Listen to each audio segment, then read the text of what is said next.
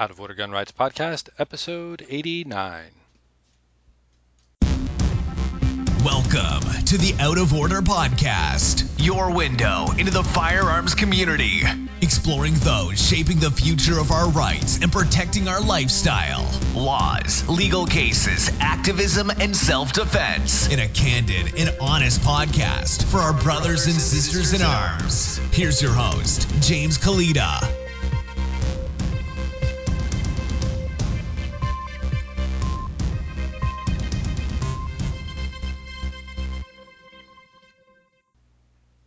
Thanks for tuning in to episode 89 of the Out of Order Gun Rights Podcast.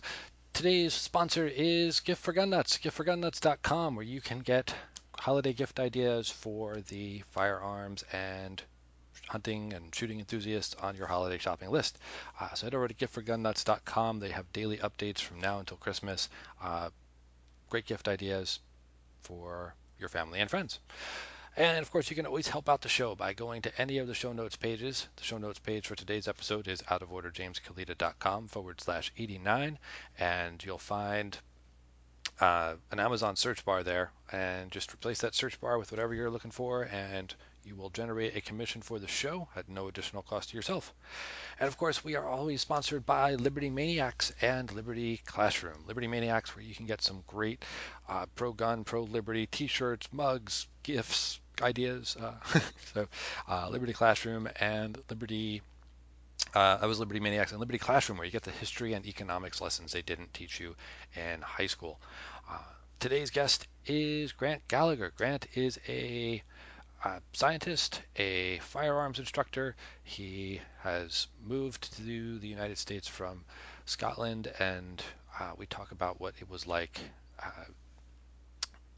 in Scotland during the gun ban, and how people were at first resistant to the laws, and what eventually made them comply. And now here's Grant. Grant Gallagher, welcome to the show. Hey James, it's good to be here. Thanks very much for the invitation. I really appreciate it. Oh, thank you. My pleasure. So, Grant, you started an organization called ScotShot. Would you tell us a little about that? Sure. So ScotShot is a training company, and what we do is primarily we train people who are basic beginners.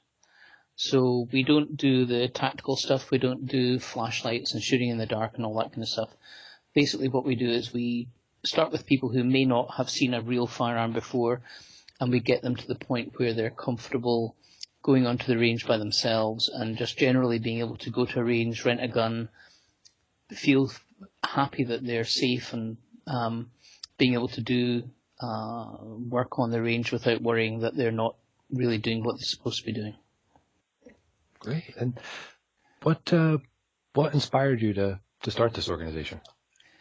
Well, the interesting question. I'd never really shot in the UK before. I'd done a little bit of rifle shooting when I was in Air Cadets, but I'd never shot handguns. And when I came to the US, we started shooting handguns. We got our first ones in 2008. And you know what it's like. Once you start shooting, then there are people that want to know, will you take me shooting? Will you do this? Will you do that? And because I have a career in higher level education, I realized that there was an appropriate way to teach people, and there wasn't necessarily. So what I did was I sought out training in how to train people to shoot. And I took my first classes with Anthony Calandro of Gun for Hire, and I think the first class I did with him was Range Safety Officer, and then I did Personal Protection Inside the Home. And then I did the old NRA First Steps pistol with Joe Westfield up in Phillipsburg. And shortly after that, I got to know Chet Wilson of Shoot NG. And with Chet, I did my first instructor certifications and a number of other certifications. And I worked with Chet for quite a long time. And then in 2013, I decided to look at the NRA Training Counselor qualification. And that was really interesting because with the Training Counselor qualification, you're able to certify other people as instructors. And so ScotShot was really born around about 2013. And with the help of a number of people, Paul Sility, who's now passed away, Cameron Green, who's still active in the training field and on a more advanced level than what I do, and Tim Metzger, who's the main trainer for Central Jersey Pistol and Rifle Club, we began to teach people. And ScotShot really was born out of that. So the inspiration to form ScotShot was to teach people to shoot and to bring new people into the sport. As you know, there's in New Jersey, there's an antipathy towards shooting in handguns and rifles generally. So for me, the thing that I felt that I could contribute was to bring people in, let them understand that firearms were relatively simple things, that they were able to be in control of them, and they were able to shoot them, they were able to enjoy the fun part of shooting. And that's really where I feel that I contribute to the whole kind of general Second Amendment movement in New Jersey. Wow. And so you mentioned coming over to the States. I imagine you came from Scotland, and what was the firearms, I don't know, I guess political climate like there? So that's really interesting because I didn't actually know anyone who shot handguns until I discovered that the chap who was running the karate school that I was a member of was annoyed that he had had his firearms withdrawn from him following the Dunblane event. And as I said, I had shot rifles a little bit in Air Cadets in Scotland. But the general attitude towards firearms in the UK is one of relative antipathy. Few people shoot. Few people have handguns at home the way that we would do here in the US. And when the Dunblane thing happened, there was absolutely no opposition to withdrawing handguns from the general population. So that had been preceded a few years previously by a similar event where what we would describe as AR-15s, so semi-automatic black rifles, modern sporting rifles as we call them now, were used in an attack in a city, a town called Hungerford, and that led to a law being passed in the British Parliament where those firearms were very heavily restricted. And so fast forward to 1994 when Dunblane took place, and there was no opposition to passing a law that withdrew handguns from the general population. And if you come forward to now, people are looking to completely withdraw things like air pistols from the population. And what you see is that with every step, the high barrier of opposition gets reset. So instead of saying, automatic weapons are bad, so we should withdraw them, that then goes to the same level for semi-automatic weapons, and that then goes to the same level for handguns, and now it's gone to the same level for pistols. And there's no question in my mind that that would be exactly what would happen here if there weren't such a strong general acceptance of firearms across the whole of the United States.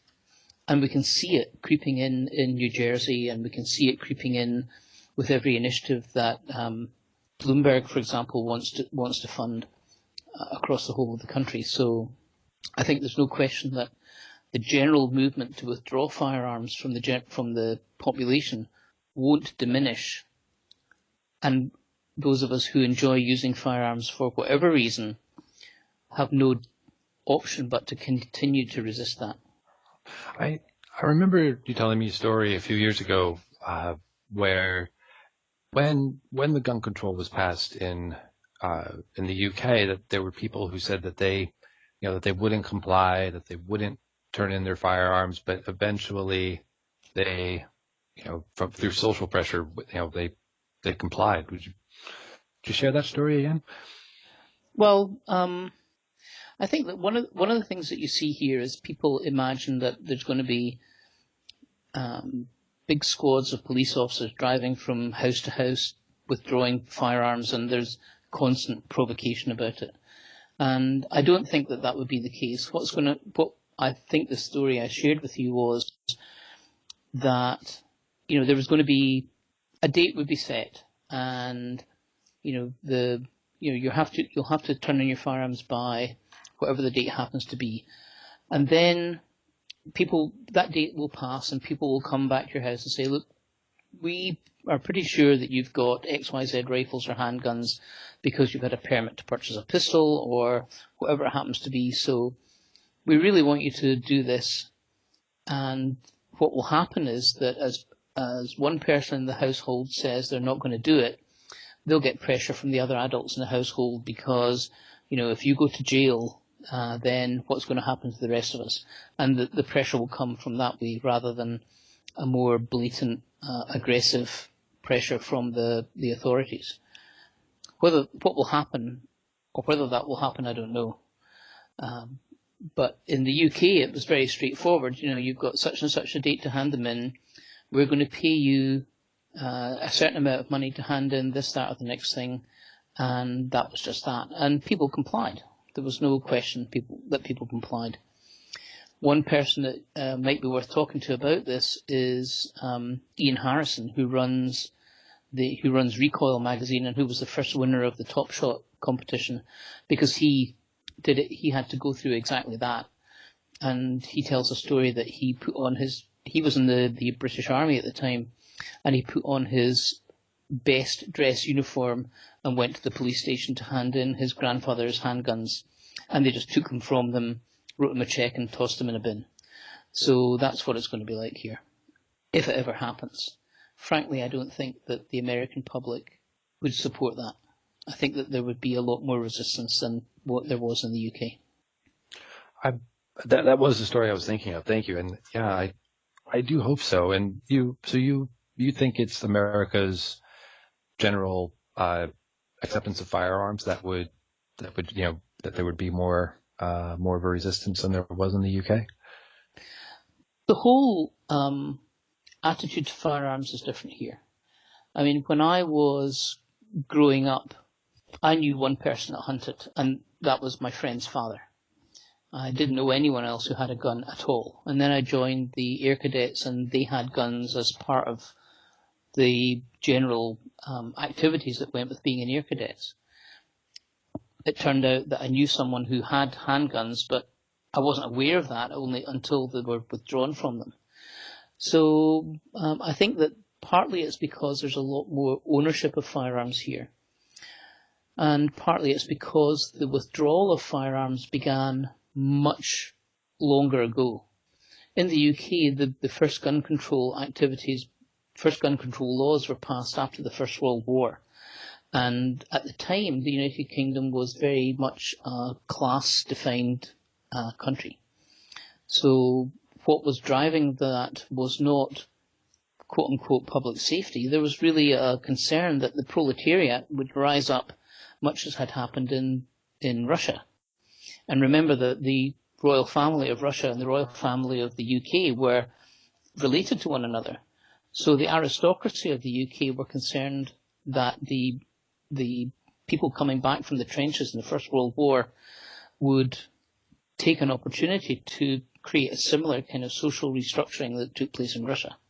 And so the first firearm laws were enacted really then. And then that moved through, so that was like 1917 or thereabouts.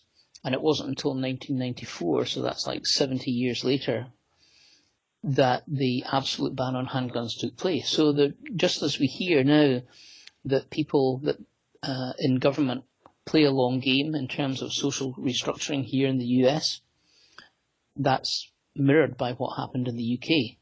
70 years from the first handgun registration laws to total withdrawal of handguns in the UK. And it's very strict. Even the British Olympic pistol shooting team can't train in the UK. They have to go out of the country to train. So there's no question. You can't have a handgun in the UK if you're a civilian. Wow.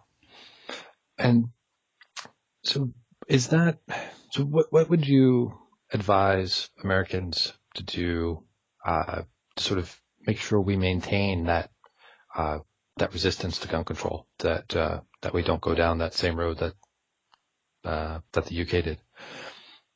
Vote. I mean, it happened by inertia and lack of interest in the UK. And you know very well that the gun owners in New Jersey, for example, are quite divided. You've got the skeet shooters on one hand and the hunters on the other hand. Then you've got the people that like to do 3-gun sports, so pistol, modern sporting rifle or AR. And then you've got the people that are very interested in handguns and other guns for home defense. The whole gun ownership thing is fragmented. And what people have to do is get over their inertia and their feeling that their vote doesn't count and get out and vote. There's no question that's the single most important thing. People need to vote. And so I've always assumed, prior to talking to you today, that and now that I'm saying this out loud, it seems kind of silly, that it was guns that brought you to the States, that you wanted to shoot, and so you came to the United States. But so what inspired you to pick up your first firearm?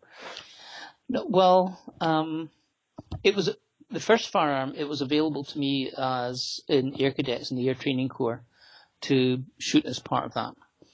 But that's an interesting question in lots of ways. It was something that was shooting handguns was completely unavailable to me in the UK. And then I came here and discovered that I knew people who had handguns, and they would say, do you want to come shooting? And so that was like, oh, okay, let's do this. So then when you do it, you either like it or you don't like it. And we both liked it, and so we went shooting, and we got our first guns in 2008.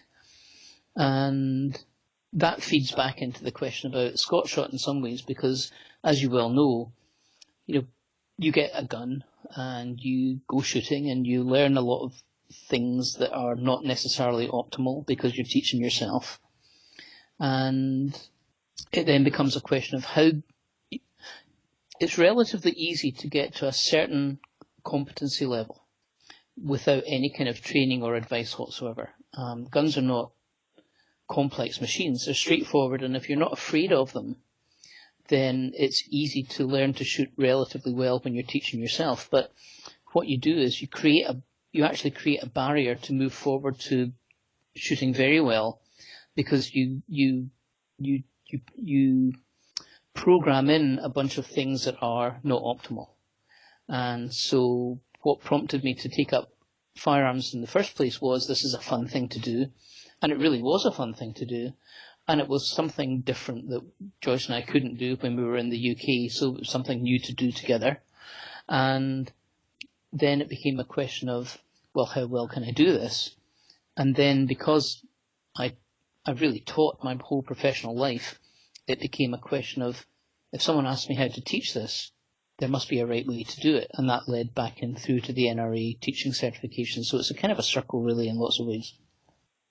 Oh, that's amazing. And so something that comes up in a lot of my interviews is that the key to promoting the Second Amendment is to bring new people into the sport, and that's what your company is about. How do you bring people in? How do you attract them and get them to take those first shots?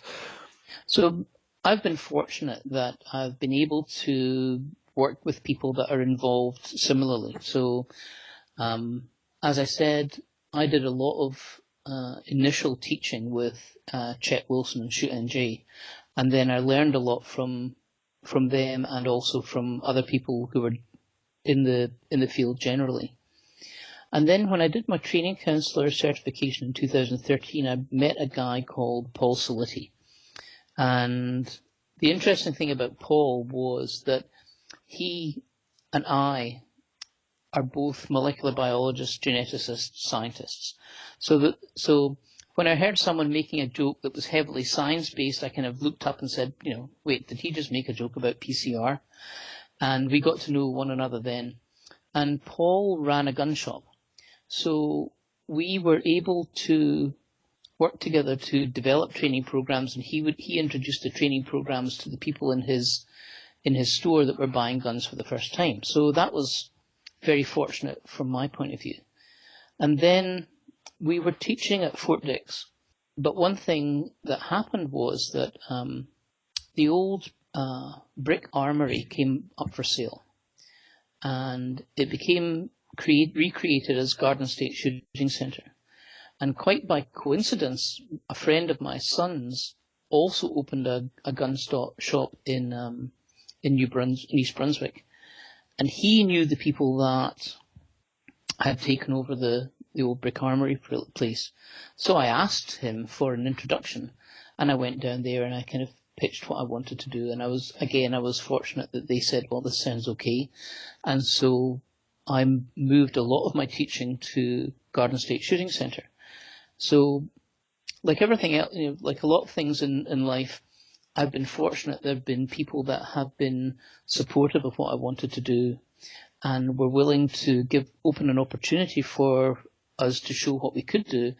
And I've also been fortunate to have trained a number of people as instructors who turned out to be really good instructors. And so I have one gentleman that works with me who's an instructor, who's an EMT, and another person who works with me who's an instructor and an EMT and has a bunch of other first responder certifications, and a lady who works with me who's a former SWAT officer, and she's an instructor, and a lady who works with me who is also a scientist, and she runs a branch of the Well-Armed Women down in the south of New Jersey. So, like everything else, it's really helpful if you get people who come together and support you, and I've been lucky in that regard. Well, Scott, sorry, Grant. Everybody calls me Scott. It's really funny, actually. Yeah. And it's I think for several months after I met you, I thought that it was Scott was your first name, and that's why it was ScotShot. And so, yeah. And it was funny because when we were floating around ideas for what the company was called, for a long time it had the working title of Tartan Targets. We were never going to call it Tartan Targets, but it was kind of called that. And then ScotShot focused out of the various options. And ironically, there's the first time that we tried to register the name, it had 2 T's in it, like Scott. And we couldn't register it because there's a photography company in Scotland itself called ScotShot with 2 T's. So we couldn't register it as that. So we're stuck with the name as it currently is, which has got the largest number of options for unfortunate misspellings that you're ever likely to come across in any firearms training company that I can think of. And you wouldn't be the first one to laugh at that. So I always ask my guests if there are books that they recommend that gun owners should read, either about firearms or political philosophy or history or anything come to mind. So it's interesting, actually. It's one of the interesting things about your podcast that you do this. The book I'm reading just now, which is more political than firearms related, is called People's Republic. And it's by a chap called Kurt Schichler. And basically what it does is describe a future United States where the country is divided into East Coast Democrat states, so Maine, Delaware, Wisconsin, and West Coast ones from like Washington State down to California, and then everything else in the middle is red, so divided into blue and red, and it talks about the consequence of that. And when you see what's happening, not to name names or itemize any particular instance, I mean there's a clear divide in the country, which is very unfortunate from my point of view as someone that came in 2001. I was visiting the United States a lot in the years leading up to actually us moving here. And one of the things that really attracted us to come here was that Americans were proud of being American. It might sound a bit kind of cliched to say that, but there was a real sense of pride that I perceived as someone who was a visitor that Americans had. Like we have our differences, but we're American and we hang together. And that is definitely fragmenting now. There's a lot of division in the country, a lot of polarization. And when you look at what's happening in New Jersey, but not just New Jersey and not just with the new governor, for example, when you look at what's happening across the country, it's a bit sad that the country doesn't have that the country has been so polarized. And so that's the book I'm reading just now, People's Republic by Kurt Scheffler. Great. Thank you. And where can people find you online and things like that? So I'm not really heavy on Instagram.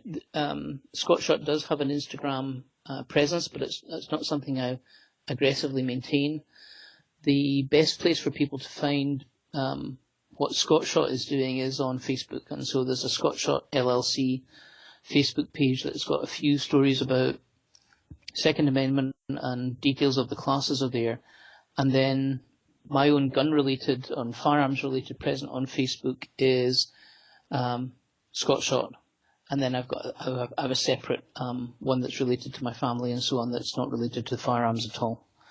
So that's, if people want to find me, the best place to look is scotshot.grant.7 at the tail of Facebook. So facebook.com/scotshot.grant.7, and that will take people to the ScotShot website page, where they'll find the little logo for National Trainer Teacher Day, and that's what they'll know that they're in the right place. And is that an organization that you were involved in starting as well? National Trainer Teacher Day. So that was interesting because that came out of the event in Florida, and it just seemed, I mean, this was not an original idea, don't get me wrong. It was a fairly naive thing to do, as it turned out. But it seemed to me that it was all very well to offer prayers and hopes and all that kind of stuff, and nothing to take away from that. But one of the things that I wanted to do was to promote to teachers, particularly in New Jersey, that there were things that they could do in terms of defending themselves and their students, and also basic, trauma first aid that could help to save people in the event of such an attack taking place in a school here in New Jersey. And I contacted a colleague of mine out in Pennsylvania, a chap called Clint Macro, and I said, look, what do you think about doing this?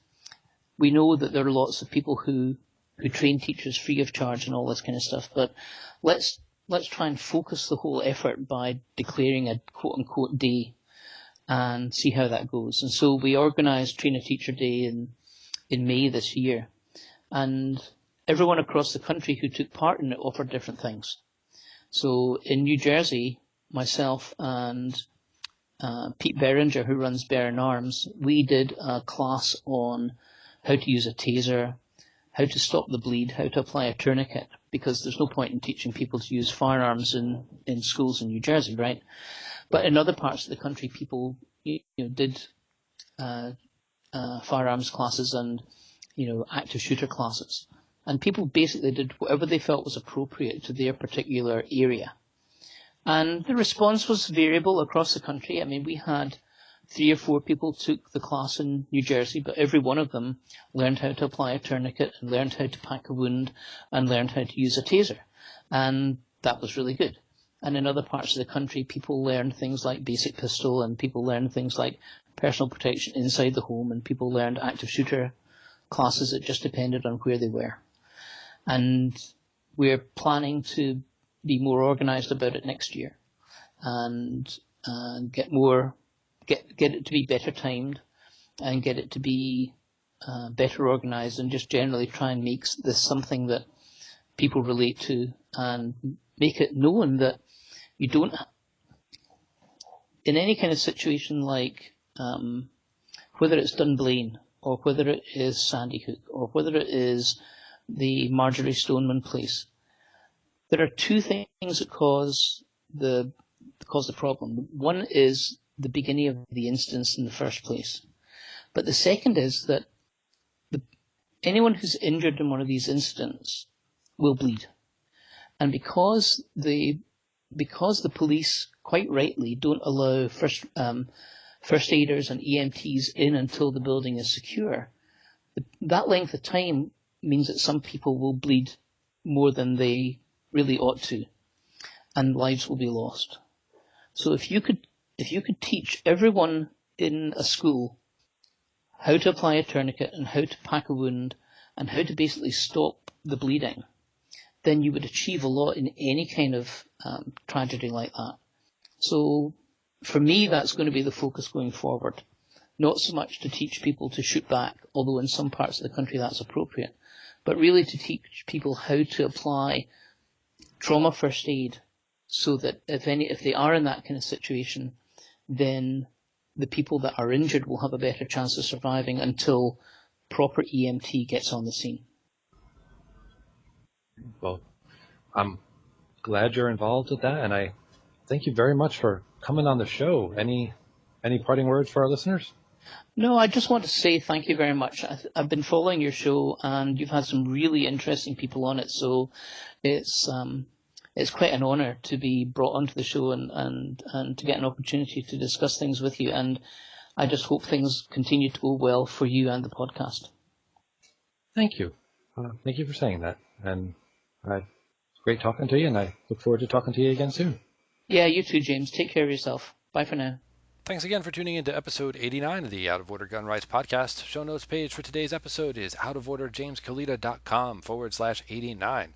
If you head over to the show notes page, you'll find links to the books Grant talked about, to his websites, and also to giftforgunnuts.com, where you get holiday gift ideas for your hunting and shooting sports friends, daily updates from now until Christmas. giftforgunnuts.com. This is Out of Order James Kalita. Thanks for listening. We'll see you next time.